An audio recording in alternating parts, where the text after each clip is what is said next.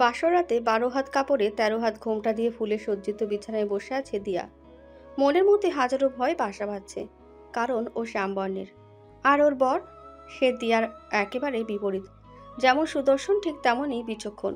যদিও এগুলো অন্যদের কাছ থেকে শোনা, কারণ দিয়া এখনো ওর বরকে দেখেনি।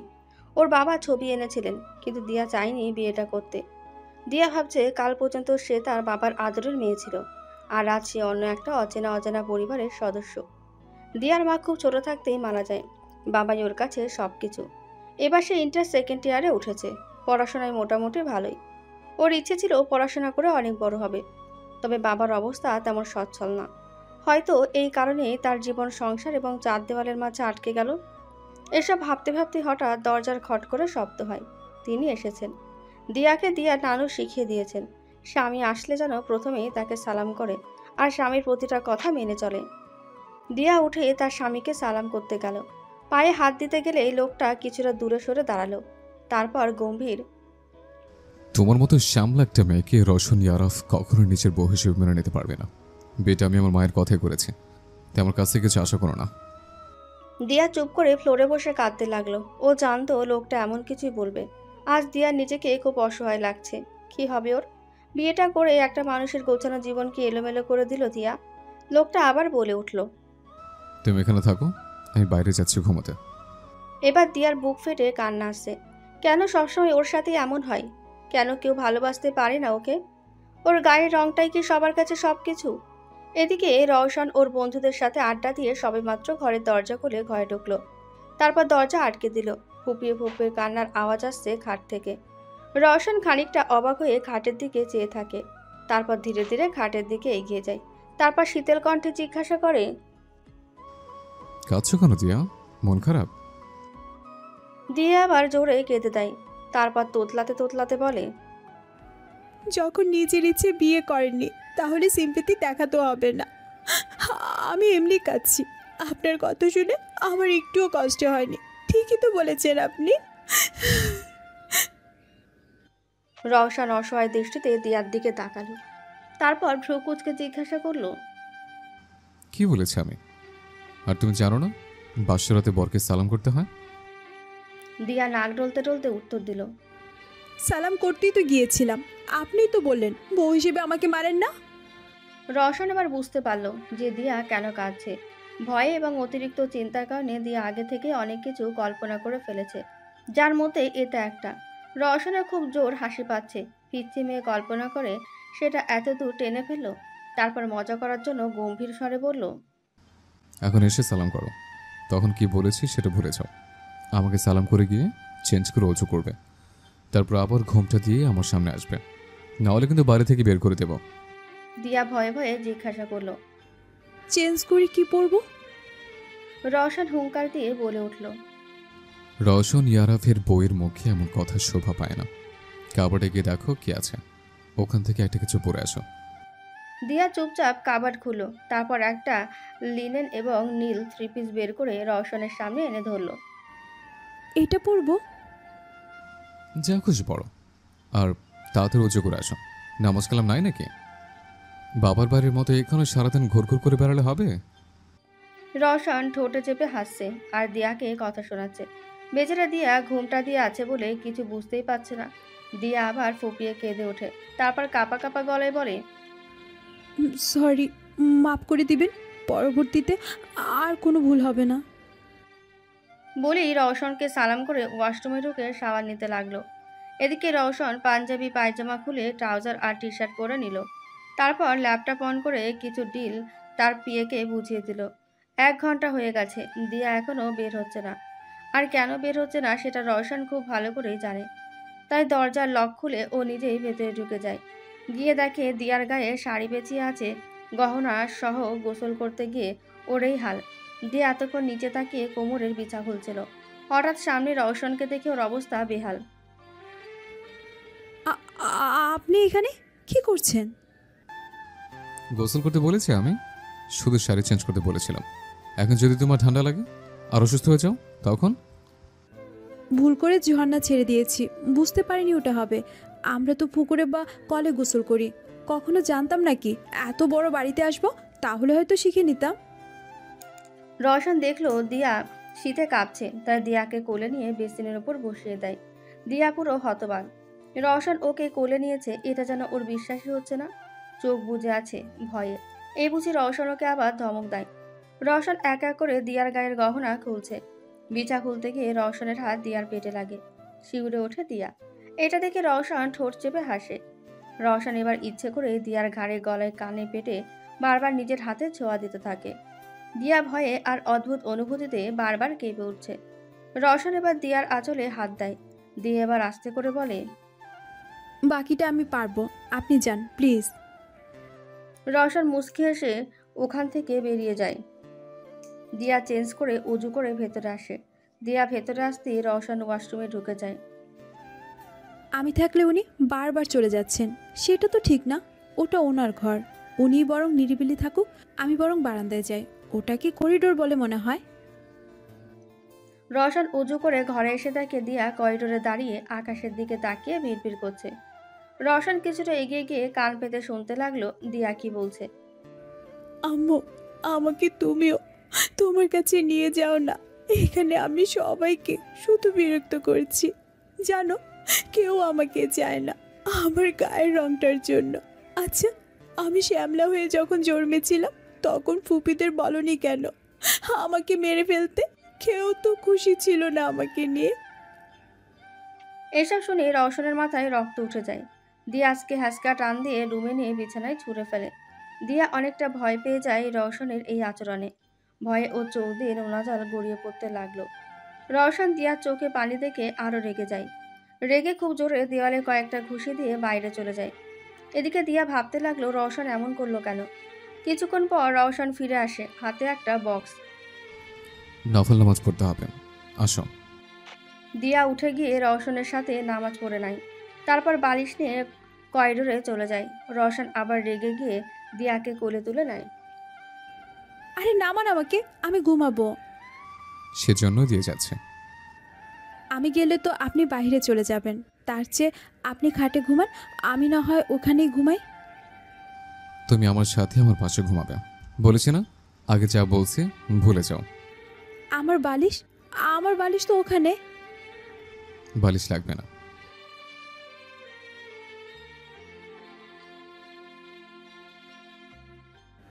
এটা কার জন্য? আমার গার্লফ্রেন্ডের জন্য। দেখো তো কেমন হয়েছে। বাসরতে বর কিছু দিলে বুঝে নিতে হয় যে জিনিসটা বউয়ের জন্য। আরে মেয়ে সবসময় মরার চিন্তা করে। আপনার গার্লফ্রেন্ড আছে? নিশ্চয়ই খুব সুন্দর দেখতে। রওশন বিরক্ত হয়ে নিজেই বক্সটা খুলে ফেললো। একটা পায়েল সোনার রূপার কম্বিনেশনে, ছোট ছোট ফুলে ডিজাইন করা। রওশন দিয়ার পা টেনে নিজের হাঁটুর ওপর রাখলো। আরে আরে কি করছেন? পা ছাড়ো, বড়দের গায়ে পা দিতে হয় না। গাইয়া মেয়ে, চুপ করে বসে থাকো। গায়া মেয়ে কথাটা গিয়ে দিয়ার বুকে বিঁধে গেল। ও চুপ করে রওশনের মুখের দিকে তাকালো। ধপধপে ফর্সা চেহারায় বাদামি চোখটা অদ্ভুত লাগছে। কেমন জানি নেশা নেশা লাগছে দিয়ার। নাকের নিচে একটা ছোট্ট তিল, যা রওশনের সৌন্দর্যে এক নতুনত্ব প্রকাশ করছে। তার উপর চাপদারি। দিয়া শুধু নিজের শেষ হয়ে যাওয়ার অপেক্ষা করছে। হুট করে রওশন বলে উঠল, আমার দিকে এইভাবে চেয়ে চেয়ে কি দেখছো? না কিছু না, এটা আমার জন্য। তোমার জন্য। কেমন হয়েছে? আপনি তো বললেন আপনার গার্লফ্রেন্ডের জন্য। তোমার পায়ে বেশি ভালো মানায়, তুমিই রাখো। আচ্ছা, তুমি আমার সম্পর্কে কিছু জানতে চাও না? একটা কথা জানতে চাই। কি? আমি চলে গেলে খুশি হবেন? কোনো ব্যাপার না, ঘুমান আপনি, আমি আপনার পা টিপে দিচ্ছি।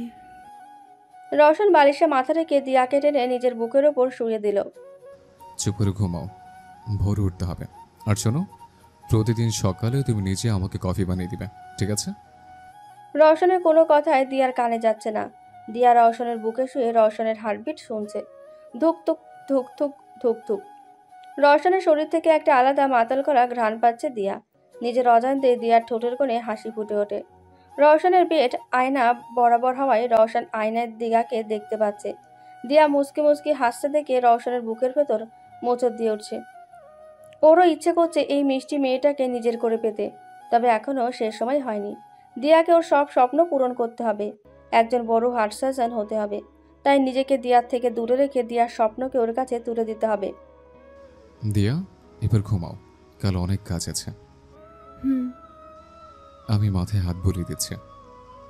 হুম। দিয়া হুম হুম করছে দেখে রওশন দিয়ার দিকে তাকায়। ঘুমিয়ে গেছে। রওশন ও দিয়াকে শক্ত করে জড়িয়ে ধরে পাড়ি জমায় ঘুমের রাজ্যে। সকালে রওশনের ঘুম ভাঙে দিয়ার ডাকে। দিয়া চায়ের কাপ হাতে নিয়ে বিছানার সামনে দাঁড়িয়ে আছে। তারপর আস্তে আস্তে রওশনকে ডাকছে। শুনছেন? উঠুন, সকাল হয়ে গেছে, 7টা বাজে। এত বেলা করে কেউ ঘুমায়? উঠুন। রওশন আড়মোড়া ভেঙে চোখ কষলে দিয়ার দিকে তাকায়। দিয়ার হাত কাঁপছে, সেই সাথে হাতে থাকা চায়ের কাপটাও। ভয় পাচ্ছ কেন? তোমাকে কি আমি কাল বকেছি, মেরেছি? না মানে, আপনারা বোধহয় অনেক বেলা করে ঘুমান, 10টা থেকে 11টা পর্যন্ত, তাই না? আর আমি আপনাকে ডেকে আপনার ঘুম নষ্ট করে দিলাম। আমি কফি খাই। নিমেষে দিয়ার মুখটা কালো হয়ে গেল। ও তো কফি বানাতে পারে না। ঠিক আছে, কোনো ব্যাপার না, কফির চেয়ে চাই ভালো, দাও। দিয়া হাসি মুখে চায়ের কাপটা দিল। আমি কি এখন গোসল করব? তোমার ইচ্ছা। তাহলে আপনিও গোসল করে নিন, আমি আগে রান্নাটা সেরে ফেলি। আমি গোসল করব কেন? ও মা, আপনি জানেন না, বিয়ের পরের দিন খুব ভোরে সকাল করে উঠতে হয় স্বামী স্ত্রী। এতক্ষণে রওশন গোসলের মানে বুঝলো। রওশন প্রথমে ভেবেছিল দিয়ার ভোরে গোসল করার অভ্যাস, এখন দেখছে বাসরের জন্য গোসল করতে বলেছে। রওশন এবার জোরে জোরে হেসে দেয়। দিয়া হাসি থেকে চোখ ছোট ছোট করে ফেলে, তারপর বলে, হাসছেন কেন? তুমি এবার কোন ক্লাসে পড়ো? ক্লাস না, কলেজ। কলেজে উঠেছি আমি, সায়েন্স নিয়ে বৃত্তি পেয়েছি। স্বামী স্ত্রীর সম্পর্ক পাঠ্য বইয়ে কি কিছুই নেই? কিছু জানো না নাকি? জানি তো, সায়েন্সের চ্যাপ্টারে সবই তো আছে। বলে জিভাই কামড় দিল দিয়া। ইস, কি রকমের লজ্জা। রওশন চা খেয়ে হাসতে হাসতে বাথরুমে ঢুকে গেল। দিয়াও নিচে চলে আসে। রান্নাঘরে দিয়ার শাশুড়ি আম্মু আর ননদ রান্না করছে। দিয়া গিয়ে রান্নাঘরের এক কোণে দাঁড়ালো। অমনি রশনি, দিয়ার ননদ, বলে উঠল, কি ভাবি, রাতে ঘুম কেমন হলো? এত ঘুমাতে পারছো তো? রোশনির কথা শুনে ওর মা বলে, রোশনি দিয়া আমার চেয়েও আগে উঠেছে, চা বানিয়ে আমাদের রুমে দিয়ে এসেছে। তুই বরং দেরিতে উঠেছিস। আমার পড়া ছিল আম্মু, কিন্তু দিও ভাবি, তুমি বলো রাতে কি হয়েছে? ইয়ে মানে, রান্না কত দূর? কথা এড়িয়ে গেলে যাক, সেটা বিষয় না। রান্না করতে এসে দেখি আম্মু অলরেডি পরোটা করে ফেলেছে। মাংস রান্নার জন্য ঝাল খুঁজছি। কেন, রান্না তোমরা করো না? না, বুয়ারা করে, কিন্তু ঈদের জন্য সবাইকে ছুটি দিয়েছে আম্মু। এমন সময় রিমিকা, দিয়ার শাশুড়ি, বলে উঠল, দিয়া মা, তুই গিয়ে পড়তে বস, এই দিকটা আমি দেখে নিচ্ছি। আর রোশনি, তুইও যা, তোর কলেজে নাকি আজ এক্সট্রা ক্লাস আছে। দিয়া লাফিয়ে উঠে বলল, আম্মু, আমিও কলেজে যাব। দিয়ার লাভ দেখে সবাই জোরে জোরে হেসে দিল। তারপর রোশনি দিয়ার দিকে এগিয়ে এসে দিয়ার কাঁধে হাত রেখে বলল, তোমাকে ভাইয়া ঢাকা মেডিকেল কলেজে অ্যাডমিশন করিয়ে দেবে। তোমার ইচ্ছে ছিল না বড় হার্ট সার্জন হবে? না আপু, আমি আর মেডিকেলে পড়বো না, আমি হিউম্যানিটিস নিয়ে পড়বো। সে কি, কেন? আম্মু, আমি রক্ত ভয় পাই। আসলে ছোট থেকে রক্ত দেখলে গা শিউরে উঠতো, মাথা ব্যথা করতো। আমি ভাবতাম দুর্বলতার কারণে এমন হয়, কিন্তু বোর্ড পরীক্ষার কিছুদিন আগে আমাদের স্কুলের সামনে একটা খুন হয়। ওটা দেখে আমি অজ্ঞান হয়ে যাই। আমার ম্যাডাম আমাকে ডাক্তারের কাছে নিয়ে যায়, আর ডাক্তার বলে আমার ব্লাডে ফুফিয়া। ছোট থাকতে যদি ভয় ভাঙানো যেত তাহলে হয়তো সমস্যা হতো না, কিন্তু এখন সমস্যা হবে। আর ডাক্তার হলে তো হাত কাটতে হবে, বুক কাটতে হবে, নাড়ি ভুঁড়ি দেখতে হবে। ঠিক আছে, রোশনকে আমি বলে দিব যেন তোকে রোশনির কলেজে ভর্তি করিয়ে দেয়। তাছাড়া রোশন কিন্তু ওই কলেজের টিচার। তাহলে তো খুব ভালো হবে আম্মু, আমি আর দিয়া একসাথে যাবো আসবো, ভাইয়ারও ডবল খাটনি হবে না। ভাবি, তুমি গোসল সেরে নাও, আমাদের সাথে আজকেই কলেজে যাবে। টাটা। রিমিকা আর রোশনির সাথে কথা শেষে দিয়া রুমে আসে। রওশন তখন চুল আঁচড়া ছিল। আয়নায় দিয়াকে দেখে গম্ভীর স্বরে বলল, তোমার যে ব্লাড ফোবিয়া আছে সেটা আগে বলো না কেন? জানো, তোমার এই কথাটা লুকানোর জন্য আমার বাসর মিস হয়ে গেছে। কেন কেন? ভেবেছি আমার বউ ডাক্তার হবে, অনেক স্ট্রাগল করতে হবে, তাই কাল টাচই করিনি। দিয়া এবার লজ্জা পেয়ে গেল। এই ছেলেটাও কেমন জানি অদ্ভুত। কলেজে যাব, রেডি হতে হবে না? হাও। আপনি বাইরে যান, আমি কি আপনার সামনে রেডি হব নাকি? এমনি তো কাল রাতে। কাল রাতে? দিয়ার দিকে এগিয়ে যাচ্ছে রওশন। কিছু না। বলে দৌড়ে বাথরুমে ঢুকে গেল। বাথরুমে ঢুকেই আরেক বিপদ। গোল গোল হ্যান্ডেল দেখে কিছুই বুঝতে পারছে না দিয়া। রাতে খেয়াল করেনি, তবে এখন খেয়াল করলো বাথরুমে সাদা চৌবাচ্চা জাতীয় কিছু আছে। তা দেখে দিয়া ভাবতে লাগলো, এখন গোসল করব কিভাবে? কাল রাতে কোনটা টেনেছিলাম? ওটা টানার সাথে সাথেই তো পানি পড়েছিল। 15 মিনিট হলো বাথরুমের ভেতর থেকে পানির আওয়াজ আসছে না। রওশন ভাবলো দিয়া হয়তো বাথটবে গোসল করছে, কিন্তু এটা কিভাবে সম্ভব? দিয়া তো কিছুই জানে না। রওশন গিয়ে বাথরুমে ঢুকে পড়লো, কারণ দিয়া বাথরুমের দরজা লক করতে ভুলে গেছে। রওশন গিয়ে দেখে দিয়া ট্যাপ, শাওয়ার, বাথটাব হাতিয়ে হাতিয়ে দেখছে। দিয়া?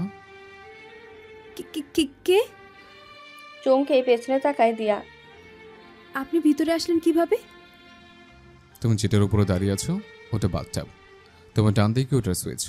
উপরে যে গোল হ্যান্ডেলের মতো চেঞ্জ হচ্ছে ওটা শাওয়ারের জন্য। এই যে সাদা গামলার মতো গোল বস্তুটা, এটা বেসিন। আর এই ট্যাপ ঘোরালে এখান থেকে পানি পড়বে। তোমার বাম পাশের যে বক্সটা আছে ওখানে শ্যাম্পু, সোপ, হ্যান্ড ওয়াশ সব আছে। তোমার জামা কাপড় আছে, বুঝলে? হুম। আমি নিয়ে এনেছি, রেডি হয়ে নিচে আসো। বোরকা পরে কলেজে যাবে। আর তুমি যে আমার বউ সেটা এখন কাউকে বলার দরকার নেই। রওশনের কথা শুনে দিয়া ভাবুক হয়। তাহলে কি উনি এখনো ওনার দায়িত্বই পালন করছে? আমাকে উনি পছন্দ করে না, সেজন্যই কাউকে জানাতে চাচ্ছে না। যদি তাই হয় তাহলে ঠিক আছে, কাউকে বলবো না। আমি আমার এই শ্যামবর্ণের মুখও কাউকে দেখাবো না। ঠিক আছে। রওশন বেরিয়ে গেল ওখান থেকে। দিয়া গোসল করে হলুদ রঙের একটা 3 পিস পরে তারপর বোরকা পরে নিল, সাথে কালো হিজাব দিয়ে মুখ বেঁধে রাখলো। তারপর নিচে আসলো। রওশনদের খাওয়া শেষ। দিয়াকে দেখে রওশন বলে উঠল, রশনি, তুই গাড়ি নিয়ে চলে যা, আমি দিয়াকে নিয়ে পরে আসছি। রওশনের বলতে দেরি হলেও দিয়ার উত্তর দিতে দেরি হলো না। কেন? গাড়ি কি অনেক ছোট? 3 জন বসতে পারবে না? চলুন না একসাথে যাই। চুপচাপ খেতে বসো, না খেয়ে কলেজ যাওয়া বারণ তোমার। রশনি, তুই যা। ঠিক আছে ভাইয়া, টাটা আম্মু। দিয়া একটা চেয়ার টেনে খেতে বসলো। এমন সময় রায়হান ইয়ারাফ ওরফে রওশনের আব্বু নিচে নামে। দিয়া শ্বশুরের দিকে একবার তাকিয়ে রওশনের দিকে তাকালো। হঠাৎ মুখ ফসকে বলে ফেলল, আপনার চেয়ে তো আপনার আব্বু বেশি সুন্দর দেখতে। দিয়ার কথায় রওশন ভ্যাবাচ্চাকা খেয়ে যায়। রিমিকা আর রায়হান চোখ ছোট ছোট করে দিয়ার দিকে তাকায়। দিয়া ভাবতে লাগলো ও কি কিছু ভুল বলেছে। তারপর 4G স্পিডে বলল, না মানে আঙ্কেল, আপনার থেকে আপনার ছেলে বেশি সুন্দর। এবার সবাই জোরে জোরে হেসে দিল। রায়হান টেবিলে বসতে বসতে বলল, এটা কেমন কথা মামনি?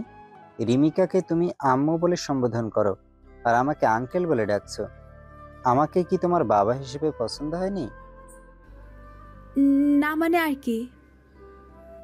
বুঝতে পেরেছি, সমস্যা নেই। প্রথম প্রথম এমন হয়, পরে ঠিক হয়ে যাবে। তুমি খেয়ে কলেজে যাও। রওশন, তুমি কি দিয়ার সাথে যাচ্ছ? হ্যাঁ আব্বু। কেন, তোমার কোনো কাজ আছে? কিছু করতে হবে আমাকে? করতে তো হবেই, সাবধানে যাবে আর নিজের বউয়ের খেয়াল রাখবে, যেমন আমি তোমার মায়ের খেয়াল রাখি, সব সময় সুখী রাখি। ছেলে মেয়েদের সামনে কি বলছো এসব? রেগে কটমট করে উঠল রিমিকা। দিয়ার খাওয়া শেষ হতেই রওশন দিয়াকে নিয়ে রওনা দিল। ড্রাইভিং সিটে রওশন আর পাশের সিটে দিয়া। রওশন রেডিও অন করে দিল। রেডিওতে শো শো আওয়াজ হতেই দিয়া ছটফট করতে শুরু করে। দিয়া রওশনের হাত চেপে ধরে। ওর চোখ দিয়ে পানি পড়ছে দেখে রওশন গাড়ি থামিয়ে দেয়। কি হচ্ছে দিয়া? কষ্ট হচ্ছে? দিয়া, দিয়া কথা বলো। আওয়াজটা বন্ধ করেন। সেন্সলেস হয়ে গেল দিয়া। রওশন রেডিও বন্ধ করে দিয়ার হিজাবটা খুলে ফেলল। 5 মিনিটেই মেয়েটা ঘেমে ভিজে গেছে। রওশন দিয়ার হিজাব করে এসি অন করে দেয়। দিয়ার শ্বাস নিতে কষ্ট হচ্ছে, বারবার হাঁপিয়ে উঠছে। দিয়া, দিয়া ওঠো। রওশন দিয়ার গালে হালকাভাবে চাপড় দিতে লাগলো। দিয়া জোরে জোরে শ্বাস নিচ্ছে, যেন দম আটকে আসছে ওর। রওশন একবার দিয়ার ঘর্মাক্ত চেহারার দিকে তাকিয়ে দিয়ার ঠোঁটজোড়া নিজের ঠোঁটের মাঝে ঢুকিয়ে দিল। কৃত্রিম উপায়ে অক্সিজেন দেওয়া যাকে বলে। 10 মিনিট পর রওশন খেয়াল করলো দিয়া শান্ত ও স্থির হয়ে গেছে। তাই ওর ঠোঁট ছেড়ে দিয়াকে নিজের বুকের সাথে হেলান দিয়ে বসালো। দিয়া, চোখ খোলো। ঘুমাই।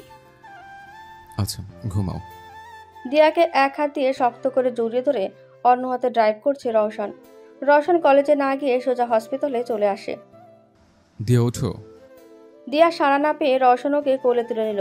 দিয়ার ঘুম ভাঙতেই ও নিজেকে হাসপাতালের বেডে আবিষ্কার করে। পাশে রওনক ওর হাত ধরে এক দৃষ্টিতে ওর দিকে তাকিয়ে আছে। আমি এখানে কেন? হাতে ক্যানুলা দেখে দিয়া আবারও প্রশ্ন করলো। কি হয়েছে আমার? তোমার ওজন কত জানো? 46। অনেকদিন আগে মেপেছিলাম। এখন 45। না খেয়ে খেয়ে আজই অবস্থা। প্রেশার লো, গায়ে রক্ত নিয়ে বললে চলে। আজ থেকে যা বলবো তাই শুনবা, আর সেটাই করবা।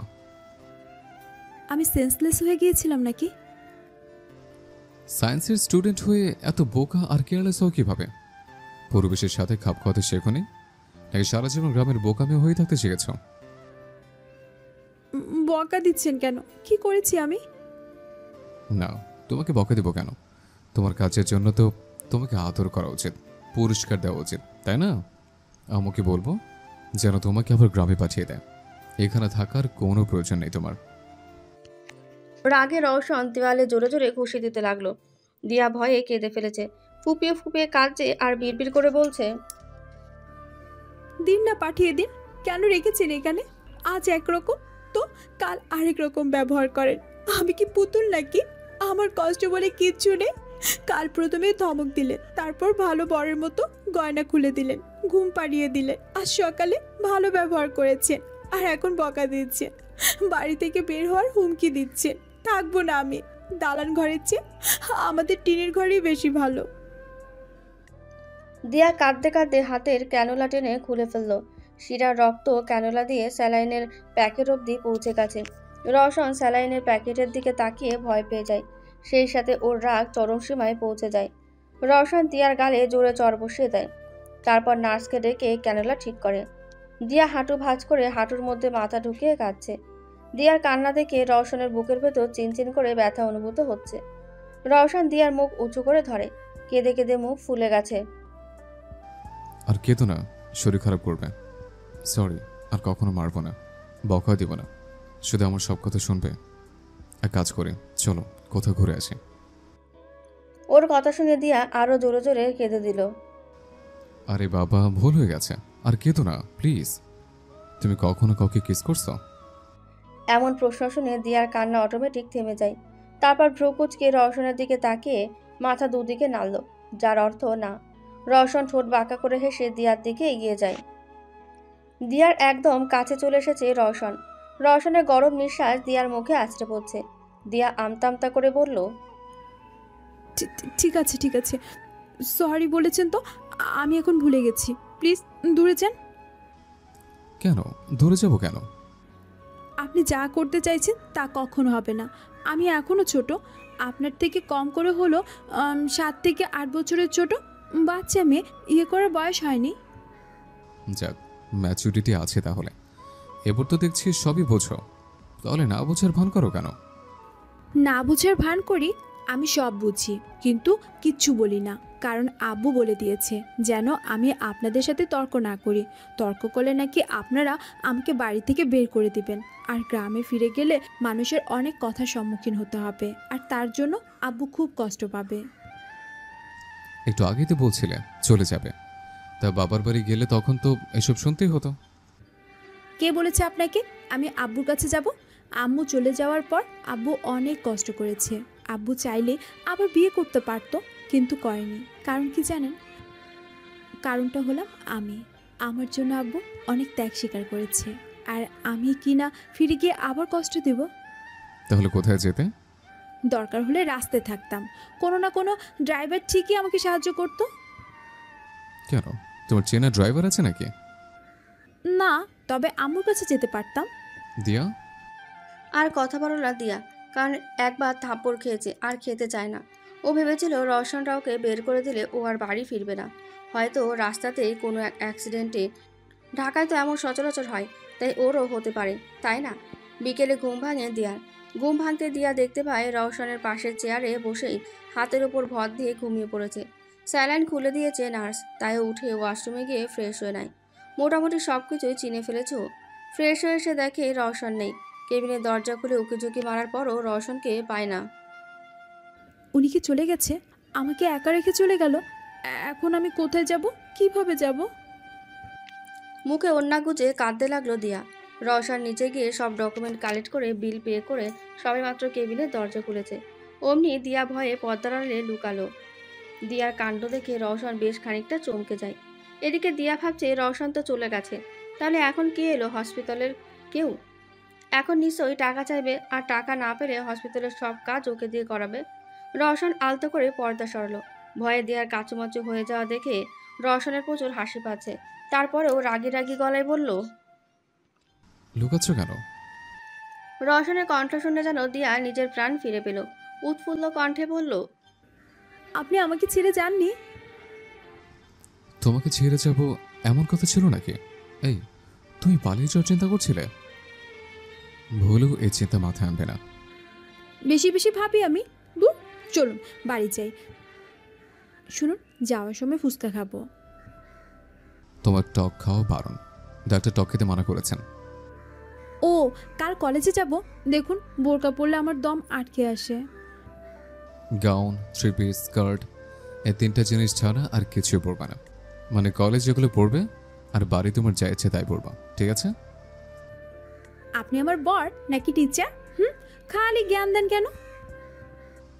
কেন, আমার কথাগুলো শুনতে খারাপ লাগে? আর আমি তোমার টিচারও, কাল কলেজে গেলে বুঝতে পারবে আমি কি। অদ্ভুত। কিভাবে?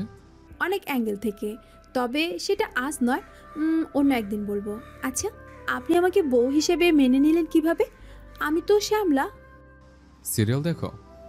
হ্যাঁ, কেন?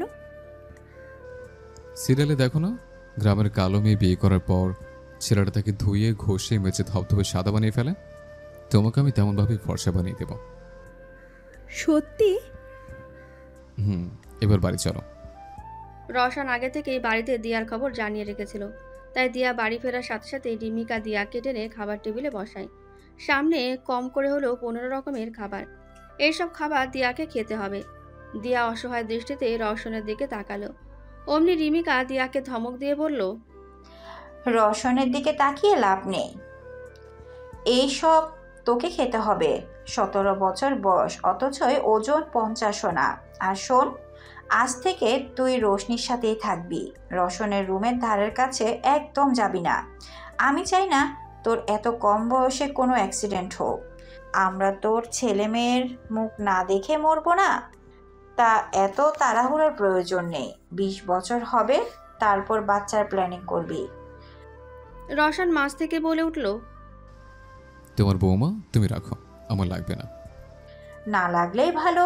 তোর ইচ্ছার জন্যই আমি এই পিচ্ছি মেয়েটাকে বিপদে ফেলতে পারবো না। কম বয়সে বাচ্চা নিলে মা এবং বাচ্চা দুজনেরই ক্ষতি। তো এত বলার কি আছে? আমি কি বলছি আমি তোমার বৌমাকে আদর করব বা করতে চাই? তোর মা আমি, তোর বাপটা যেমন তুই তার চেয়েও বেশি, তাই সবটা জানি। তাই চুপচাপ নিজের রুমে যা। দিয়া ওদের লাগাম ছাড়া কথাবার্তা শুনে লজ্জায় মাথা নিচু করে ফেলল। কোনো আম্মু ছেলে এবং ছেলের বউয়ের সাথে যে এমনভাবে ফ্রিলি কথা বলতে পারে তা দিয়া জানা ছিল না। দিয়া খুশিতে কান্না করে ফেলে। রিমিকা রওশনের সাথে কথা শেষ করে দিয়ার দিকে তাকাতেই দেখতে পায় দিয়া কাঁদছে। দিয়া, কাঁদছিস কেন মা? মাথা ব্যথা করছে? আমাকে বল। জানো, আমি ভেবেছিলাম আমার শাশুড়ি আম্মু সিরিয়ালের মতো ভিলেন টাইপের হবে। আমাকে দিয়ে বেশি বেশি কাজ করাবে, গরম খুন্তির ছ্যাঁকা দিবে, ঝাড়ু দিয়ে পিটাবে, ছেলের কাছে মিথ্যে নালিশ করবে। কিন্তু তুমি সবার চেয়ে আলাদা। আমাকে কত ভালোবাসো। আচ্ছা, তুমি কি এবারে সবার সাথে এমন ভালো কথা বলো? কেমন ভাবে? এই যে এতক্ষণ যা যা বললে। ওহ, মুস্কি এসে উত্তর দিতে লাগলেন রিমিকা। জানিস আমি মেডিকেলের স্টুডেন্ট। বলতে গেলে কলেজের বেস্ট স্টুডেন্ট ছিলাম, কিন্তু বিয়ের চক্করে পড়ে আমার লেখাপড়াটাই বাদ হয়ে গেল। যেহেতু আমি ডাক্তারি পড়েছি, তাই সব বিষয় আমি জানি। আর আমি এবং রায়হান আমরা দুজনে রোশনি আর রওশনের শুধু মা বাবা নয়, বন্ধুও। তাই সব বিষয়ে খোলামেলা কথা বলতে পারি। কিছুদিন পর তুইও পারবি। এখন এসব বাদ দিয়ে খেয়ে নে। রিমিকা দিয়াকে খাইয়ে দিচ্ছে। দিয়া খাচ্ছে আর এটা সেটা প্রশ্ন করেই যাচ্ছে। রিমিকা ও দিয়া সব উত্তর দিচ্ছে, কিন্তু একটা প্রশ্ন এড়িয়ে গেল। সেটা হলো, কেন রিমিকার পড়া হলো না? বিয়ে নিয়ে কি এমন হয়েছিল? দিয়া খাওয়া শেষে রশনির ঘরে গেল। আপু, আসবো? আরে দিয়া ভাবি আসো, আজকে থেকে তো তুমি আমার রুমে শিফট হচ্ছে, তাই না? হুম। আচ্ছা, তুমি আমাকে ভাবি বলো কেন? নাম ধরেই তো ডাকতে পারো, আমি তো তোমার ছোট। হ্যাঁ পারি, কিন্তু ডাকবো না। কেন জানো? কারণ আমি আমার ভাইয়াকে সম্মান করি, ভালোবাসি। হয়তো তুমি বয়সে আমার চেয়ে ছোট, কিন্তু সম্পর্কে এবং সম্মানে আমার চেয়ে একটু হলেও বড়। আর বড় ভাইয়ার বউ ছোট হলেও তার নাম ধরে ডাকার শিক্ষা আম্মু আমাকে দেয়নি। ভবিষ্যতে যদি দেয় তাহলে অবশ্যই ডাকবো। তবে হ্যাঁ, তোমাকে আমি অন্য একটা নামেও ডাকতে পারি। কি নাম? পিচ্চি ভাবি। সুন্দর না? কাল কিন্তু দেরি করে কলেজে যাব, তাই আগে থেকে রেডি হওয়ার প্রয়োজন নেই। কেন, কাল কলেজে কি? ভাইয়ার 2 বছরের টিচার লাইফ সেলিব্রেট করবে স্টুডেন্টরা। তোমার ভাইয়ার স্যার হওয়ার বয়স 2 বছর, কম বয়সে চাকরি পেল কিভাবে? ভাইয়ার বয়স 28 বছর, তোমার চেয়ে 11 বছরের বড় ভাইয়া। কম বয়স হলো নাকি? বয়স শুনে দিয়া মাথায় হাত দিয়ে বসে পড়ল। শেষে কিনা আব্বু বুড়োর সাথে বিয়ে দিল। আগেই জানতাম বড় লোকেরা বুড়ো হয়, তবে তোমার ভাইয়াকে দেখে তো 21 থেকে 22 বছরের ছেলেই মনে হয়। সবারই এমন মনে হয়। কলেজের চকলেট স্যার। চকলেট স্যার মানে? উনি কি কলেজে চকলেট বিতরণ করেন? চকলেট বয় চিনো? কুল, ড্যাশিং, হ্যান্ডসাম, গুড লুকিং। যেহেতু ভাইয়া স্যার, সেই জন্য চকলেট স্যার। ভারী মজার তো। আচ্ছা, তুমি কখনো প্রেম করেছো? না, তুমি করেছো? এখনো করি। কলেজে চলো, তোমার সাথে আলাপ করিয়ে দেব নিজমের। তোমার প্রেমিক মেয়ে, তুমি মেয়েদের সাথে প্রেম করো? হাসতে হাসতে লুটোপুটি খাচ্ছে দিয়া। প্রথমে আমিও ভাবছি ওটা মেয়ে, পরে জানতে পারি নিঝুম ছেলে মেয়ে উভয়ের নাম হয়। এভাবেই রাত 11টা পর্যন্ত আড্ডা দেওয়ার পর রওশনের কল আসে রোশনির ফোনে। কি গো ভাইয়া, এত রাতে আমাকে কল করলা? ভুলে গেছিস কাল কি 11:50 দিয়াকে নিয়ে ছাদে আসবে? ওহো, ভুলেই গেছিলাম। কাল তো জুনের 6 তারিখ, পিচ্চি ভাবির জন্মদিন। তুমি চিন্তা করো না, আমি ঠিক নিয়ে আসবো। তুমি শুধু অ্যারেঞ্জমেন্টসটা ঠিক করে রেখো। ও কোথায়? ওয়াশরুমে ব্রাশ করতে গেছে। পিচ্চি ভাবি দুবেলা ব্রাশ করে। ঠিক আছে, রাখছি। এখন তুই ঠিক টাইমে চলে আসিস। ঘড়ির কাঁটা 12:45। রোশনি জোর করে দিয়ার চোখ কালো কাপড় দিয়ে বেঁধে দিল। তারপর সবার আড়ালে আস্তে আস্তে সিঁড়ি বেয়ে দিয়াকে নিয়ে ছাদে চলে আসে। দিয়া বারবার রশনিকে প্রশ্ন করছে যে রশনি কেন দিয়াকে এভাবে নিয়ে যাচ্ছে, কিন্তু কোনো উত্তরই পায়নি। অবশেষে দিয়ার চোখ খুলে দেওয়া হলো। দিয়া চোখ খুলে তাকিয়ে একটা গুটগুটে অন্ধকারাচ্ছন্ন ছাদ আবিষ্কার করলো। ওদিকে রশনি দিয়াকে পৌঁছে দিয়ে নিচে চলে যায়।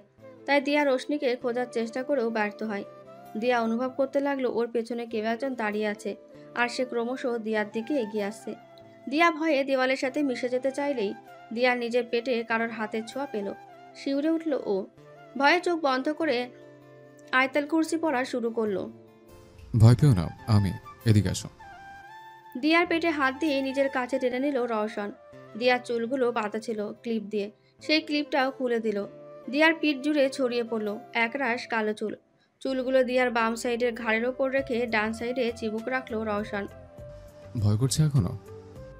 দিয়া কোনো কথাই বলছে না, কারণ এখন ভূতের ভয়ে চেয়েও বেশি ভয় রওশনকে কাছে পেয়ে করছে। রওশনের হাতের ছোঁয়া বারবার দিয়াকে শিহরিত করছে। রওশন দিয়াকে নিজের দিকে ঘুরিয়ে নিল, তারপর নিজের কপালে ওর কপাল ঠেকিয়ে বাম হাতে কোমর জড়িয়ে ডান হাত দিয়ে দিয়ার পেট, পিঠ, গলা স্লাইড করতে করতে ওপরে উঠছে। রওশনের এমন কাজে দিয়া হতবাক। ভয় যখন করছে তখন ভয়টা আরেকটু বাড়িয়ে দিই, কি বলো?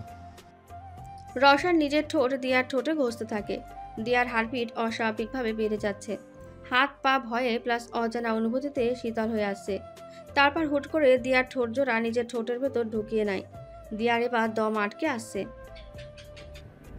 লোকটা কেন এমন করছে?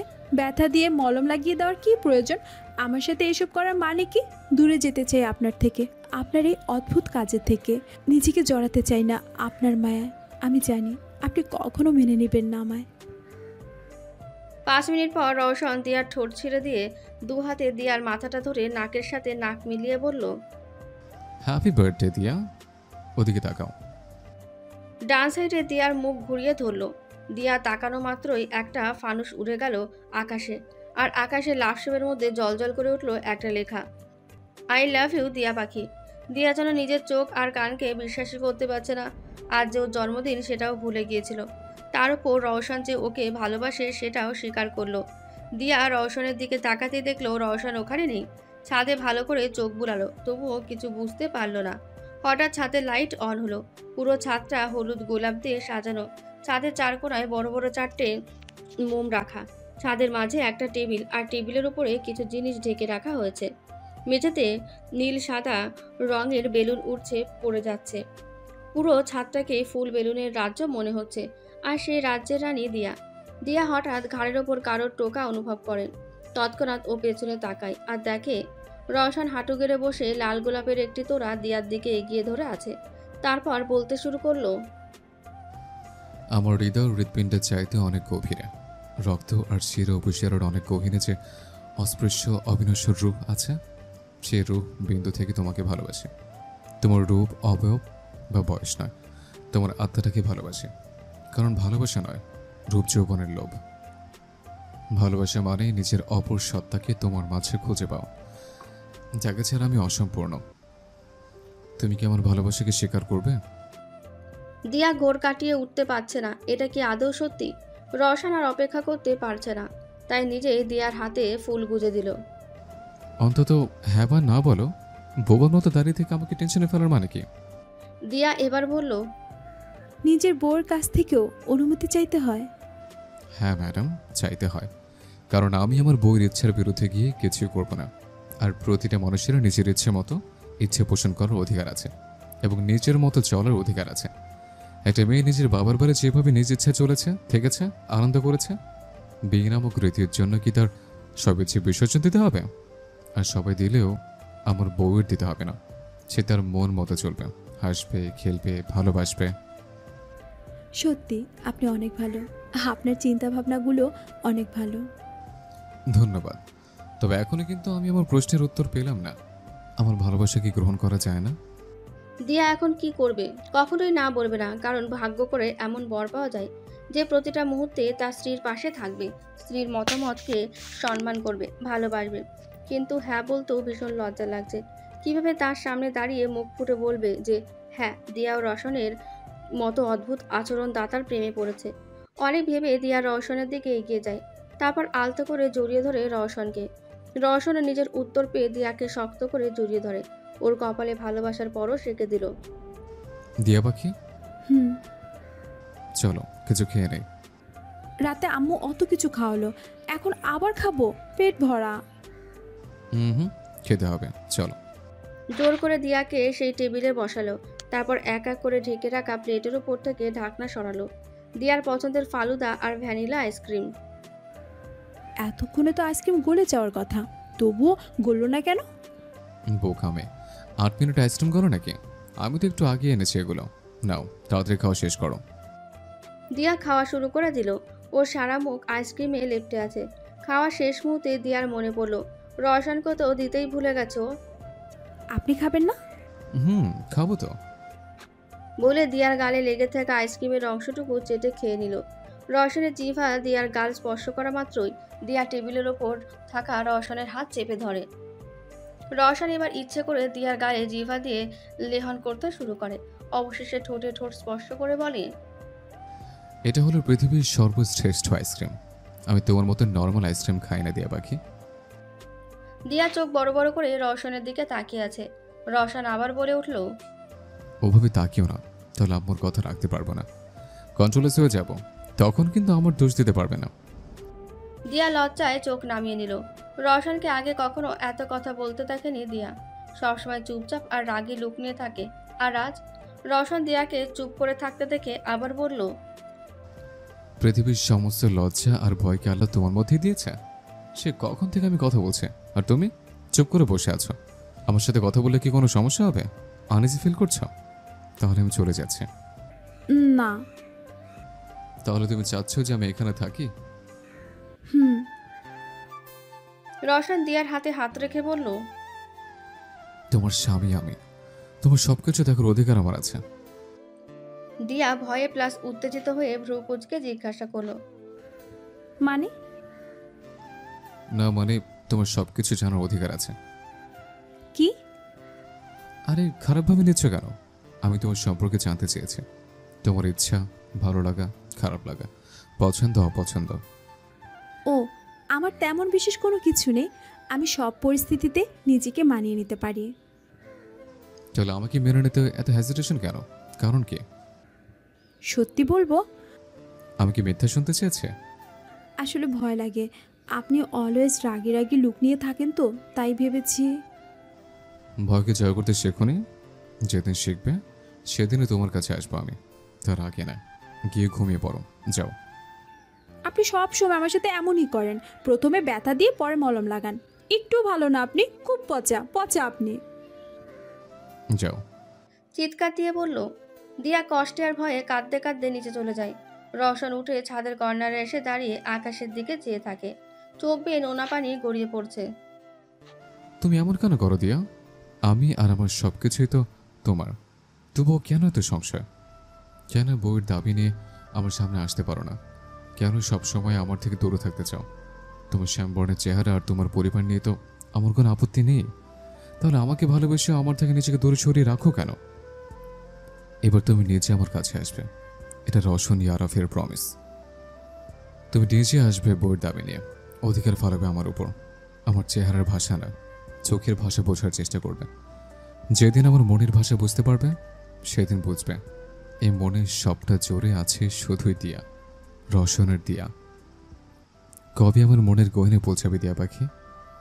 অপেক্ষা করব তোমার জন্য, জানি তুমি ঠিকই আসবে।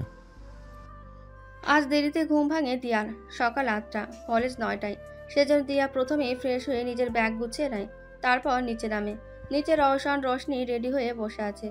রওশন একবার দিয়ার দিকে তাকালো, সাথে সাথে ওর বুকের ভেতরটা মোচড় দিয়ে উঠল। দিয়ার চোখ মুখ ফুলে গেছে কান্নার জন্য।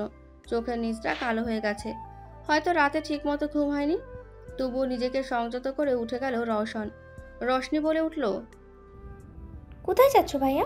আমাদের নিয়ে যাবে না? তোরা বড় হয়েছিস রশনি, একে একে পথ চলতে শেখ। কলেজে কাজ আছে, তাই আমি আগে চলে যাচ্ছে, তোরা তোদের মতো আয়। চলে গেল রওশন। দিয়া বুঝতে পারলো যে তার জন্যই রওশন এমন করেছে। তাই ও রশনিকে বলল, আপু, 8:30 বাজে, চলো কলেজে চলে যাই, না হলে দেরি হয়ে যাবে। কোনো দেরি হবে না, তুমি বসে খেয়ে নাও, না খেলে যাওয়া যাবে না। এখন খেতে ইচ্ছে করছে না, প্লিজ জোর করো না। পরে না হয় খেয়ে নিব, তোমাদের কলেজে তো ক্যান্টিন আছে, চিন্তা করো না। দিয়ার কথা শুনে রশনির মনও শান্ত হয়। তাই ওরা ডিরেক্ট কলেজে চলে আসে। দিয়াকে নামিয়ে দিয়ে রশনি গাড়ি পার্ক করতে যায়। পিচি ভাবি, তুমি দাঁড়াও, আমি গাড়িটা রেখে আসি। কোথাও যেও না, ঠিক আছে? ঠিক আছে আপু। রোদ থেকে সরে দিয়া একটা গাছের ছায়ার নিচে দাঁড়ায়। আপাতত এখানে কেউ নেই, কিন্তু মিনিট 5-এর মধ্যে প্রায় 10 জন এসে হাজির। 4টে মেয়ে ও 6টা ছেলে। ওদের দেখে বোঝা যাচ্ছে যে ওরা বড়লোকের বুকে যাওয়া ছেলে মেয়ে। পরনে জিন্স প্লাস গেঞ্জি। ছেলে মেয়ে উভয়ের ভ্রু কাটা, আর ভ্রুর উপর ছোট্ট ডিং জাতীয় কিছু ঝুলছে। ছেলেগুলোর গালে সিগারেট আর মেয়েগুলোর হাতে দেশলাই। একটা ছেলে বলে উঠল, কি নতুন নাকি? জি ভাইয়া। নাম কি? দিয়ামণি। রওশন ওর নাম বলতে মানা করেছিল তাই দিয়াকে, তাই আর তার নামের ব্যবহার করলো না দিয়া। তোমার ওড়নাটা দাও। কি? দিয়া অবাক হয়ে জিজ্ঞাসা করলো, বলছি তো তোমার ওড়নাটা দাও। আজকে ওড়না ছাড়াই কলেজে ঘুরবে, এটা র্যাগিং। না। তোর এত বড় সাহস, সিনিয়রদের মুখের ওপর না বলিস। শিমলা, ওর ওড়নাটা কেড়ে নে তো। একটা মেয়ে এসে ওনাটা টান দিয়ে কেড়ে নিল। দিয়া ঝট করে দুহাত দিয়ে বুক ঢেকে ফেললো। তারপর কেঁদে কেঁদে অনুনয় করতে লাগলো। প্লিজ আপু, ওড়নাটা দিয়ে দিন। আমি তো আপনাদের সাথে কিচ্ছু করিনি, তাহলে আমার সাথে এমন করছেন কেন? এই দেখ তোরা, বাচ্চা মেয়েটা কাঁদছে। দিয়া নিজের চোখের পানি মুছে সোজা হয়ে দাঁড়ালো। কাঁধ থেকে ব্যাগটা নিচে নামিয়ে শক্ত গলায় বলল, লাস্ট বারের মতো বলছি, ওড়নাটা দিন, না হলে যা হবে তার জন্য আপনারা দায়ী থাকবেন, আমি না। আরেকটা ছেলে বলে উঠল, খুকুমণি দেখি হুমকি দিতেও জানে, তো কি করবে মামনি? যা খুশি করতে পারো, তবুও আমি ওড়নাটা দিব না। তোর ওড়না তুই রাখ, ওই দেখ সিসি ক্যামেরা। আমি এখন প্রিন্সিপাল স্যারের কাছে গিয়ে সব বলছি। প্রিন্সিপাল আমার মামা। ও তাহলে আমি তোর আম্মা? বলে এলোপাতাড়ি চড় দিতে লাগলো ছেলেটাকে। বাকি 5 জন কাছে আসতেই পা ছুঁড়ে লাঠি দিতে লাগলো। আচমকা আক্রমণে ছেলেগুলো কিছু বুঝে উঠতে পারল না, নিজেদের রক্ষা করতেই ব্যস্ত হয়ে গেল। দিয়া এবার নিজের ব্যাগ থেকে গুঁড়ো হজমি বের করলো। তারপর মেয়েগুলোর মুখের দিকে ছুঁড়ে দিল। মেয়েগুলোর চোখে হজমির গুঁড়ো যেতেই ওরা চিল্লি উঠল। 2টা ছেলে দিয়ার হাত ধরে ওকে টাইট করে ধরে ফেললো। তারপর বলল, এবার কোথায় যাবি? কোথাও না, বিকজ আমি ক্যারাটে জানি। বলেই হাত প্যাঁচ দিয়ে ঘুরে ছেলেগুলোর সামনে দাঁড়িয়ে পড়ল। তারপর ওড়না কেড়ে নিয়ে গলায় ঝুলিয়ে হাতের চুড়ি ঠিক করে নিল। তোরা গুন্ডামি করার যোগ্যতা রাখলে আমি তোদের মতো গুন্ডা জন্ম দেওয়ার যোগ্যতা রাখি। নেক্সট টাইম আমাকে দুর্বল ভেবে ভুল করবি না। মনে রাখিস, দিয়া এসে গেছে কলেজে। যদি দেখেছি না কোনো মেয়ের পেছনে লেগেছিস, হাত পা ভেঙে রেখে দিব। আজ ট্রেলারটা দেখিয়ে দিলাম। সো আবি বাকি হে মেরি দোস্ত। দিয়া নিজের ব্যাগ নিয়ে রশনির দিকে এগিয়ে গেল। টিস্যু দিয়ে মুখ মুছে নিল, কিন্তু ছেলেগুলোর সাথে হাতাহাতিতে ইটের সাথে পা লেগে পা অনেকটা কেটে গেছে, রক্ত বেরোচ্ছে। রশনি দিয়াকে এভাবে দেখে দৌড়ে ওর কাছে আসলো। যেভাবে কি হয়েছে তোমার? মানে রাস্তায় স্লিপ খেয়ে পড়ে গেছি, একটু কেটে গেছে। চিন্তা করো না আপু, ঠিক হয়ে যাবে। ভাইয়ার কেবিনে চলো, ওখানে ফার্স্ট এড বক্স আছে। তোমার তো রক্ত সহ্য হয় না, তুমি চলো।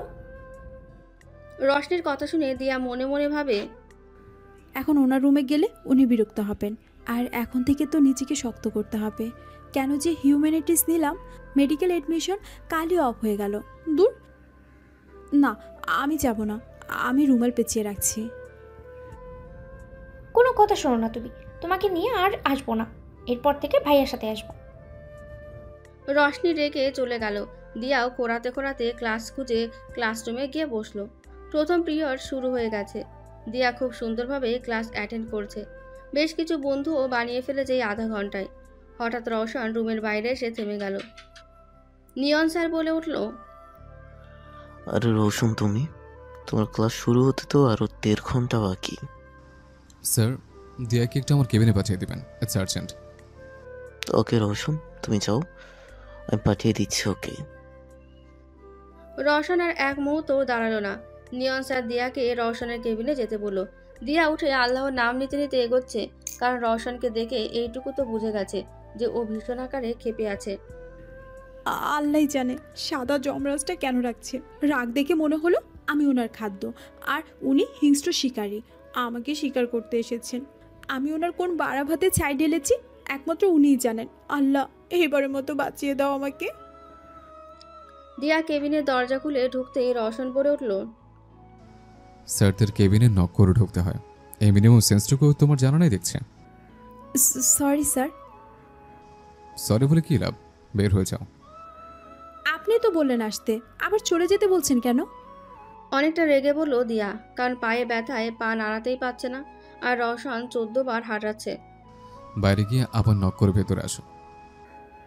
হ্যাঁ চুপ তো, একবার এসেছি তো আর রিপিট করতে পারবো না।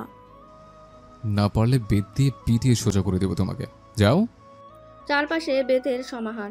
এত বেত দেখে দিয়ার মুখ ভয়ে চুপসে গেল, তাই আমতা আমতা করে বলল, যাচ্ছি। দিয়া বাইরে এসে দরজায় 2-3 বার টোকা দিল। May I come in sir? ব্যাস, কাম ইন। দিয়া ঢুকছে আর বিড়বিড় করছে, সারা জীবন খালি ভয় দেখায় গেল। বেটা বদ, আব্বুর কথা রাখতে গিয়ে নর্ম ভদ্র মিষ্টি মেয়ে সাজতে হচ্ছে, না হলে তোর প্যান্ট বাজিয়ে ছাড়তো এই দিয়া। কেন ডেকেছেন স্যার? চেয়ার বসো আর পা থেকে রুমাল খোলো। ভয়ে দিয়ার হাত শীতল হয়ে গেল, কারণ এতক্ষণ মাথা ঘুরছে, এবার রক্ত দেখলে নিশ্চিত জ্ঞান হারাবে। আমতা আমতা করে বলল, কি দরকার স্যার? কোনো কাজ থাকলে বলেন, করে দিচ্ছি, তবে এটা করতে পারবো না। ঠিক আছে, আমার ঘাড়ে ব্যথা করছে, টিপে দাও। এটা কলেজ স্যার, আপনার বাড়ি না। আর আমি এখন আপনার স্টুডেন্ট, আপনার বউ না। তাই পড়া বিষয়ে কোনো কথা থাকলে বলুন, না হলে টাটা। দিয়ার কথা শুনে রওশন মনে মনে বলে, এই তো আগের মতো হচ্ছে, এখন শুধুই সময়ের অপেক্ষা। তারপর তুমি ঠিক হয়ে যাবে দিয়া পাখি, আর আমাকেও চিনতে পারবে। আচ্ছা যাও, তবে বাড়ি পৌঁছে নিজের বরকে সামলাতে পারবে তো? একবার ভেবে দেখো। দিয়া ভয়ে ভয়ে উত্তর দিল, আমি খুলতে পারবো না, আপনি খুলে দিন। সিরিয়াসলি? আমি খুললে কিন্তু লজ্জা পাবে। স্যার, আমি রুমালের কথা বলছি। দিয়া দাঁতে দাঁত চেপে উত্তর দিল, ও, তো আমি খুলবো কেন? আমি কি তোমার বর নাকি? স্যারকে পায়ে হাত দিতে বলছো? সাহস তো কম না। মাফ করুন স্যার, আমি নিজেই খুলছি। পায়ের দিকে তাকাতে দিয়ার মাথায় চক্কর দেয়, তবুও হাত দিয়ে রুমাল খুলতে যায়। অমনি রওশন এসে দিয়ার হাত ধরে ফেলে। স্টুডেন্ট যখন বিপদে পড়ে তখন তাকে সাহায্য করা স্যারদের কর্তব্য। দাও, আমি করে দিচ্ছি। দিয়ার পা আরেকটা চেয়ারের ওপর উঠে আলতো করে রুমাল খুলতে লাগলো। দিয়া চোখ বুজে আছে। রওশন দেখলো আঘাতের জায়গায় একটা কাঁটা ফুটে আছে, আর কেয়ারলেস মেয়েটা কাঁটা সহ পেঁচিয়ে রেখেছিল রুমালটা। হাত দিয়ে কাঁটা বের করা সম্ভব না, আর ওর ধারে কাছে চিমটাও নেই যে চিমটা দিয়ে কাঁটা বের করবে। তাই রওশন দিয়ার পায়ে নিজের মুখ মিশিয়ে দিয়ে দাঁত দিয়ে টেনে কাঁটাটা বের করে দিল। দিয়া নিজের পায়ে রওশনের দাড়ির খোঁচা অনুভব করে তাড়াতাড়ি চোখ খুলে ফেলল, আর এক ঝটকায় পা নামিয়ে ফেলল। পাগল হয়ে গেছেন? মাথার সব তার লুজ নাকি? পায়ে কেউ মুখ দেয়, মন চাচ্ছে এক খুশিতে মুখ ফাটিয়ে দে, বেয়াদব ছেলে। রওশন দিয়ার মুখে এসব শুনে বেশ খুশি হয়, কারণ দিয়া ঠিক আগের মতো করে কথা বলছে, ঠিক রওশনের দিয়া পাখির মতো কথা বলছে। তবুও গম্ভীর স্বরে বলল, স্যারকে এসে বলে শাস্তি কি জানো? দাও, পা দাও। একটানে দিয়ার পা আবার চেয়ারে উঠিয়ে নিল, তারপর স্যাভলন দিয়ে পা ড্রেসিং করিয়ে ব্যান্ডেজ করে দিল। বসো, আমি খাবার আনছি। আমি খাবো না। তুমি খাবে, তোমার ঘাড় খাবে। চুপচাপ বসো, নাহলে আমার বেতের থেরাপি প্রয়োগ করব। স্টুডেন্ট পিটানো এই কলেজে এমনি আমি ফেমাস হয়ে আছে। আনুন আনুন, গিলে নেব সব। পারলে আপনাকেও পানি ছেড়ে গিলে ফেলবো, no problem. What? What did you say? Repeat that. Nothing, sir. I want to tell that I am hungry, so please bring some foods. Roshan cabin থেকে বেরিয়ে হাসতে লাগলো। রশনি তখন নিঝুমের সাথে রওশনের কাছেই আসছিল। রওশনকে এভাবে মুসকি মুসকি হাসতে দেখে দুজনেই ভেবাচেকা খেয়ে যায়। রশনি মনে সাহস জুগিয়ে বলল, স্যার, আপনাকে কি ভূতে ধরেছে? এভাবে হাসছেন কেন? তোর পিচ্ছি ভাবি ফর্মে আসছে, আবার সেই গুন্ডুগুন্ডি ভাবটা ফিরে এসছে। মানে পিচ্ছি ভাবি আবার আগের মতো হয়ে যাবে? মনে তো হয়। তো নিঝুম, তুমি রশনির সাথে? নিঝুম মাথা চুলকে বলল, না মানে স্যার, 2 দিন পর আমি তোমার বউয়ের বড় ভাই হব। স্যার বলার দরকার নেই, ভাইয়া বলেই ডাকো। আসলে ভাইয়া আমার তো পড়া শেষের পথে, 1 বছর পর আব্বুর ব্যবসার দেখাশোনাই করব। রশনির কথা বাড়িতে বলেছি, আব্বু আম্মু রাজি। তোমার আব্বু আম্মুকে আমাদের বাড়ি আসতে বলো, এই বিয়েতে আমাদের কোনো আপত্তি নেই। তবে এই ডাইনিটাকে তোমার পছন্দ হলো, এ তো তোমার লাইফ শেষ করে দিবে। রশনি রেগে একাকার। এটা কিন্তু ঠিক না ভাইয়া, আমি ডাইনি হলে তুমি জল্লাদ, পিচ্ছি ভাবির যমরাজ। আফসোস, তোর পিচ্ছির ভাবির কিছুই মনে নেই। আচ্ছা, তোরা ঘুরতে চা, এনে 3000 টাকা, আমি দেওয়ার জন্য খাবার নিয়ে আসি। পিচ্ছি ভাবির পা ব্যান্ডেজ করে দিয়েছি, টেনশন করিস না, এখন খাওয়াতে হবে। আর থ্যাঙ্কস তখন ওর খবরটা দেওয়ার জন্য। মাই প্লেজার ভাইয়া। রওশন খাবার এনে দেখে দিয়া টেবিলের উপর মাথা দিয়ে ঘুমিয়ে গেছে। রওশন আস্তে আস্তে দিয়াকে উঠিয়ে টেবিলের উপর বসিয়ে নিজের বুকের সাথে মিশিয়ে ডাকতে থাকে, দিয়া উঠে খেয়ে নাও, তোমার পছন্দের চিলি চিকেন। দিয়া। দিয়া চোখ ডলতে ডলতে ওঠে। সারের মতো ডাকেন কেন? সারাদিন দিয়া দিয়া। নিন তাড়াতাড়ি খাইয়ে দিন, ঘুমাবো আমি। প্যা প্যা করে মাথা খেয়ে ফেললো, শান্তিতে ঘুমাতেও দেয় না। রওশন ঠোঁট চেপে হাসছে দিয়ার রাগ দেখে। তারপর দিয়াকে খাইয়ে দিতে লাগলো। হঠাৎ দিয়ার মাথাটা ব্যথা করতে শুরু করে। মাথা ব্যথা করছে, উফ সহ্য করতে পারছি না, তলিয়ে যাচ্ছি আমি। বাঁচান আমাকে, উফ বাঁচান। সেন্সেস হয়ে গেল দিয়া। রওশন দিয়াকে শক্ত করে জড়িয়ে ধরে কেঁদে দিল। তোমার কিচ্ছু হবে না দিয়া পাখি, খুব শীঘ্রই তোমার অপারেশন করাবো আমি, তোমাকে ঠিক করে তুলবো আমি। রওশন দিয়ার চোখে মুখে পানি ছিটা দিতে লাগলো। না খাওয়া আর ব্যথার কারণে শরীর দুর্বল হয়ে গেছে, তার উপর রক্তের ভয়। দিয়া চোখ পিটপিট করে খোলে। আপনি এখানে? আমার কি হয়েছে? কিছু না, ঘুমিয়ে গেছিল ক্লাসে, তাই তুলে আনলাম, এখন খেয়ে নাও। রওশন দিয়ার মুখে বিরিয়ানি আর লেগ পিস তুলে দিচ্ছে, আর দিয়া টুপটুপ করে গিলছে। প্লেটের অর্ধেক শেষ। আর খাবো না, প্লিজ জোর করবেন না, আর খেতে পারবো না আমি। ঠিক আছে। রওশন দিয়ার প্লেট থেকে খেতে শুরু করলো। আরে কি করছেন? আরে ওটা আমার এটো খাবার। ইস, আপনি খাচ্ছেন কেন? রেখে দিন, আমি পরে খেয়ে নেব। রওশন দিয়ার উদ্ভট কথা শুনে ওর ঠোঁটে আলতো করে চুমু খেলো। এখন এটা আমার এটো ঠোঁট, তুমি এই ঠোঁট দিয়ে কিছু খাবে না। খাবো, বরের এটু খেলে ভালোবাসা বাড়ে। বলে জিভায় কামড় দিল দিয়া। রওশন হেসে বলল, তোমার জন্য এই নিয়ম হলে আমার জন্য নিয়ম আলাদা হবে কেন? রাতের জন্য সরি, তুমি ঠিক হয়ে যাচ্ছ দিয়া পাখি, আর কোনো কিছু আমাদের আলাদা করতে পারবে না। তুমি আবার আগের মতো আমাকে বুঝতে পারবে, চিনতে পারবে তোমার রওশনকে। রওশন দিয়া আর রশনিকে নিয়ে বাড়ি ফিরে আসে। রাতে সবাই খেয়ে ঘুমিয়ে যায়, আর রওশন সে ছাদের এক কোণায় বসে একটা লকেট হাতে নিয়ে ভাবতে থাকে। 2 বছর আগের কথা। দিয়া সবেমাত্র কলেজে উঠেছে, আর রওশন একজন পাকা বিজনেসম্যান। আগেই বলে রাখি, দিয়ার বয়স 19 বছর এবং রওশনের 30। দিয়া লাস্ট 1 বছরের কথা ভুলে গেছে। তার কারণটা পরে জানবেন। দিয়া ছিল খুলনার সবচেয়ে দুরন্ত এবং চঞ্চল মেয়ে। ইন্টারন্যাশনাল নিজস্ব ভাষা থেকে শুরু করে মারপিট কোনো কিছুই তার অজানা না। একমাত্র বাবার কথা ছাড়া কারোর কথার পাত্তা দেয় না। ওর রিলেটিভরা ওর শ্যামবর্ণ নিয়ে অনেক কথা শোনায়, কিন্তু দিয়া এমন একটা মেয়ে যে জন্ম পরিচয় না, নিজের অর্জন করা পরিচয়ে বাঁচতে বেশি স্বাচ্ছন্দ্য বোধ করে, এবং এই বিষয়ে তাকে সবচেয়ে বেশি সাহায্য করে তার বাবা। কলেজের প্রথম দিন দিয়া হলুদ রঙের একটা 3 পিস আর হলুদ হিজাব পরে কলেজে আসে। ঘাড়ে ব্যাগ, হাতে ঘড়ি, পায়ে ফ্ল্যাট শু।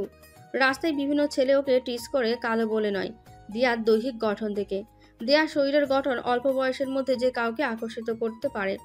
সেদিন ছিল দিয়ার মায়ের মৃত্যুবার্ষিকী, তাই দিয়া তার মায়ের কবর জিয়ারত করে কলেজে এসেছিল। কিন্তু হঠাৎ 3-4টে ছেলে এসে ওর ব্যাগ কেড়ে নেয়।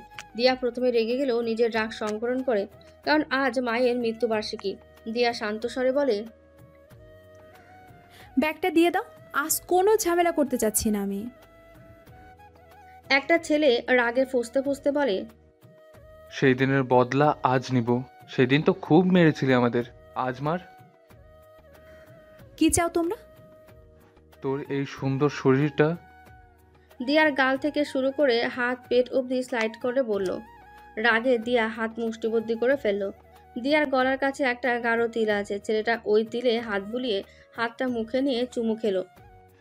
নিজের হাতে চুমু খেলাম তাই এত তৃপ্তি? তোর দেহটা যখন, আহা, ভাবতেই শান্তি লাগছে। আরেকটা ছেলে এসে একটানে দিয়ার হিজাব খুলে ফেলে। পিন লেগে দিয়ার কপাল ছিলে রক্ত বের হয়ে যায়। তবুও দিয়া শান্ত আছে। এবার ওরা নিজেদের মধ্যে কথা বলতে লাগলো। দোস্ত, মেয়েটাকে এক রাতের জন্য ফ্ল্যাটে নিয়ে যাই, চল। ফিগার দেখে তো আর আমার অপেক্ষা করতে ইচ্ছা করছে না, মন চাচ্ছে এখানে সব করে ফেলি। কলেজের সবাই দাঁড়িয়ে দাঁড়িয়ে সার্কাস দেখছে। এমন সময় তিথি, দিয়ার ফ্রেন্ড, আসলো কলেজে। দিয়াকে ওভাবে দেখেও দৌড়ে দিয়ার কাছে যায়। অমনি ছেলেগুলো বলে উঠলো, এই মালটাও সেই, যেমন ফর্সা তেমনই বডি। আজ দুজনে আমাদের ভালো সুখ দিবে। ফর্সাটাকে কিন্তু আমি আগে নেব। দিয়ার পক্ষে নিজেকে আর কন্ট্রোল করা সম্ভব না। ওর নামে বলেছে, যখন তখন ও সহ্য করে নিয়েছে, কিন্তু ওর বেস্ট ফ্রেন্ডকে নিয়ে একটা কথা বলা মানে হসপিটালের বেডকে আমন্ত্রণ করা। ভেবেছিলাম আজ তোদের কিচ্ছু করব না, কিন্তু তোরা নিজেরাই চাচ্ছিস হসপিটালে যেতে, তাই তোদের ইচ্ছেটাকে সমর্থন জানালাম। আমার সাথে প্রথমে কে রাত কাটাতে চেয়েছিলি? তুই, তাই না? একটা ছেলের কলার ধরে সামনে আনলো দিয়া। দাঁতে দাঁত চেপে আবারও বলল, আগে দিনটা কাটা, তারপর না হয় রাতের কথা চিন্তা করিস। ছেলেটার বুকের পাঁজরে জোরে লাথি দিল। মুখ থুবড়ে নিচে পড়ে গেল ছেলেটা। দিয়া গিয়ে ছেলেটার কলার বাম হাত দিয়ে ধরে ডান হাত দিয়ে ওর মুখে পাঁচ দিতে লাগলো। নাক ফেটে রক্ত বেরোচ্ছে। পেছন থেকে একটা ছেলে গিয়ে দিয়াকে জোরে ধাক্কা দেয়। ছিটকে পড়ে যায় দিয়া। পেছন থেকে আঘাত করার অভ্যাস তোদের আর গেল না। কোনো ব্যাপার না, আমি তো সামনে থেকে মারতে অভ্যস্ত। দিয়া পাশে থাকা একটা লাঠি উঠিয়ে নিল। ছেলেগুলোও ছুরি বের করলো। ভালো করেছিস, নিরস্তদের উপর অ্যাটাক করতে আমারও ভালো লাগে না। বলে লাঠি দিয়ে বাড়ি দিতে লাগলো। মারতে মারতে রক্তাক্ত করে ফেলেছে, তবুও দিয়া থামছে না। ওদিকে ছেলেগুলো মারবে কি, নিজেদের রক্ষাটাই ঠিকভাবে করতে পারছে না। এবার কিছু ছেলে আসলো দিয়াকে থামাতে। অমনি দিয়া বলে উঠল, এতক্ষণ যেমন সার্কাস দেখেছো তেমন দেখো, না হলে পরিণাম খুব একটা ভালো হবে না। ছেলেগুলো পিছিয়ে গেল। দিয়া নিজের সমস্ত রাগ ওদের উপর ঝেড়ে তিতিকে নিয়ে ক্যান্টিনে গেল। টিয়া আগে থেকেই ওখানে ছিল। দিয়া চেয়ারে বসে 3 গ্লাস পানি একেবারে খেয়ে ফেললো। মাথাটা ঝিমঝিম করছে, ওর কারণ এতক্ষণ রক্তের মাঝে ছিল। টিয়া দিয়ার মাথায় হাত দিয়ে বলল, ঠিক আছিস তুই? কোথায় ছিলি এতক্ষণ? তিতি টিয়াকে সমস্ত ঘটনা খুলে বলে। টিয়া গালে হাত দিয়ে কিছুক্ষণ দিয়ার দিকে তাকিয়ে থাকে। তারপর ব্যাগ থেকে গ্লুকোজ আর স্যালাইন বের করে একসাথে গুলিয়ে দিয়াকে খাইয়ে দেয়। ইটস ওকে বেবি, এটা তো তোর রেগুলার রুটিন। কিছুক্ষণ রেস্ট নে, ঠিক হয়ে যাবি। তিতি, তোর খবর কি? ক্রাশ খাইনি আজ।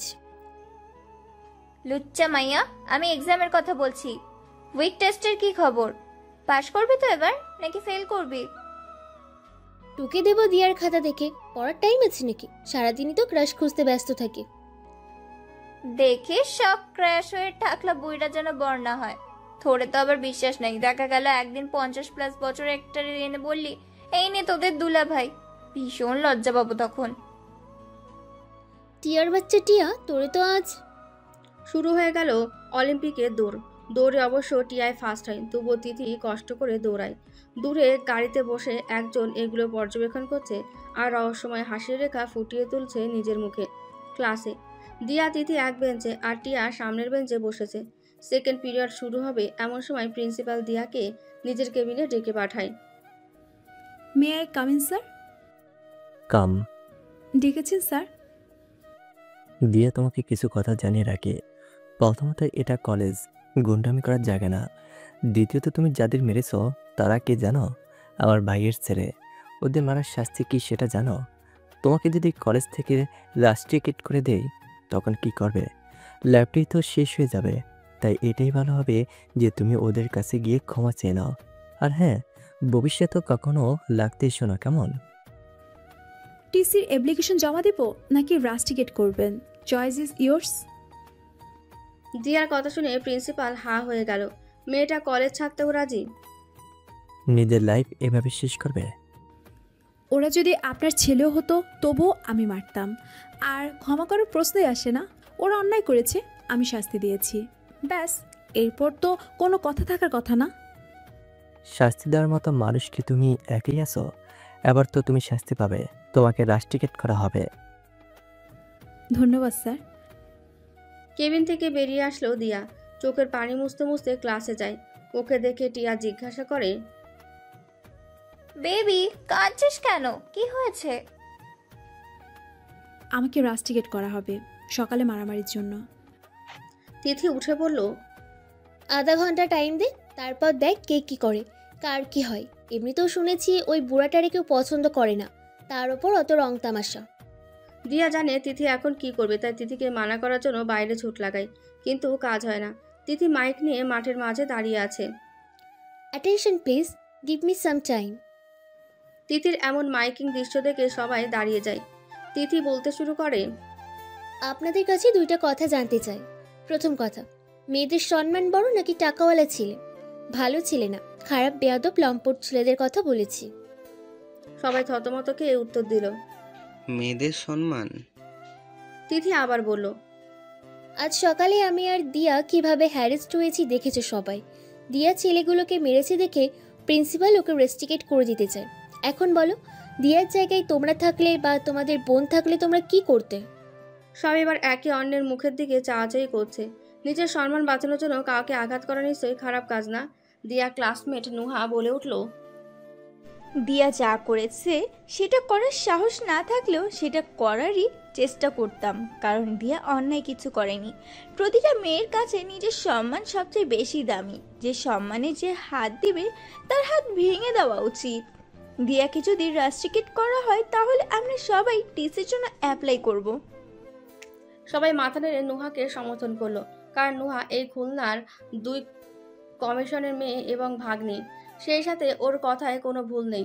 তিথি বলল, কারেক্ট। দোতলায় দাঁড়িয়ে টিয়া আর দিয়া তিথির কাণ্ড দেখছে। টিয়া দিয়াকে চিমটি দিয়ে বলল, আমাদের তিথি স্কুলের মতো কলেজেও নিজের বৈশিষ্ট্য ছড়িয়ে বেড়াচ্ছে। এটা যেন ওর কাল না হয়, তিথিকে এইসবের থেকে দূরে রাখতে হবে। তুই কি বলতে চাচ্ছিস? সবার টার্গেট তিথির ওপর পড়বে? তিথি সেলফ ডিফেন্সের কিচ্ছু জানে না। হুট করে কোনো ছেলের সামনে পড়লে নিজেকে রক্ষা করবে কিভাবে? আমার জন্য এগুলো করেও নিজের বিপদটাকে ডেকে আনছে। শুধু নিজের বন্ধুত্বটাই দেখিয়ে যেতে চাস? তুই আমাদেরও বন্ধু, তোর জন্য এতটুকু করা তেমন বড় বিষয় না। সবসময় তুই আমাদের জন্য করবি, আমাদের ঋণী বানিয়ে রাখবি, সেটা তো হবে না। তোর জ্ঞান তোর পকেটে রাখ। পকেট নাই, জামার ভিতরে ঢুকিয়ে রাখ, বান্দর। টিয়া হাসতে হাসতে তিথির কাছে যায়। ওদিকে প্রিন্সিপাল নিজে আসে দিয়ার কাছে। একদিনই কলেজে হাত করে ফেলেছ। আফসোস, আপনি এতদিনও সেটা করতে পারেননি। যাই হোক, রাস্টিকেটের কথা ভুলে যান, না হলে কলেজে টিকতে পারবেন না। এটা আমার কথা না, সারা কলেজের স্টুডেন্টদের কথা। I will see you. সবাই দেখেছে, আপনিও দেখবেন, সমস্যা তো কিছু নেই। রাগে গজগজ করতে করতে চলে গেল প্রিন্সিপাল। দিয়া তিথিদের কাছে আসে। তোরা বাড়ি যাবি? মাত্র দুপুর হলো, এখন বাড়ি? ও, তোর তো আবার বাড়ি অনেক কাজ। চল, তোকে হেল্প করি। আমি পারবো, তোরা থাক এখানে। টাটা, কাল দেখা হবে, সাবধানে থাকিস। তুইও সাবধানে যা। আর শোন, যাওয়ার আগে ডক্টরের কাছ থেকে ঘুরে যা। হুম। দিয়া ওখান থেকে বেরিয়ে রাস্তার পাশ দিয়ে হেঁটে যাচ্ছে। হঠাৎ ওর মাথা ঘুরে আসে, আর পড়ে যেতে লাগলেই কেউ একজন এসে ওকে ধরে ফেলে। দিয়ার যখন জ্ঞান ফেরে তখন ও একটা চলন্ত গাড়িতে কারোর বুকে মাথা রেখে বসে আছে। দিয়া চোখ পিটপিট করে তাকাতেই পাশে সুদর্শন পুরুষকে দেখে চমকে যায়। এই, কে আপনি? আমাকে কোথায় নিয়ে যাচ্ছেন? গাড়ি থামান, থামান বলছি।